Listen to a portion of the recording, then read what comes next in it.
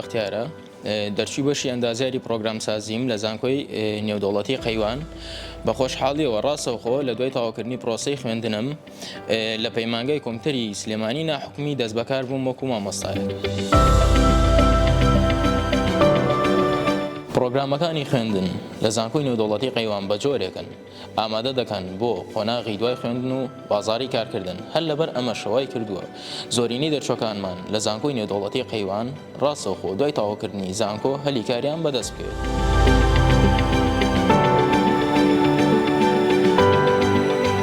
بۆ پێی من زانکۆی UTM مالیزیم تەواو کردووە، ئەزمون و شارەزایەکی گەورەم لەو زانکۆ نێودەوڵەتیە بەدەستێنەوە. لە ئێستادا هەوڵ دەدەم ئەو ئەزمون و شارەزایان بگوازمەوە بۆ خوێندکارەکانم لە پەیمانگای کۆمپیوتەری ناحکومی سلێمانی.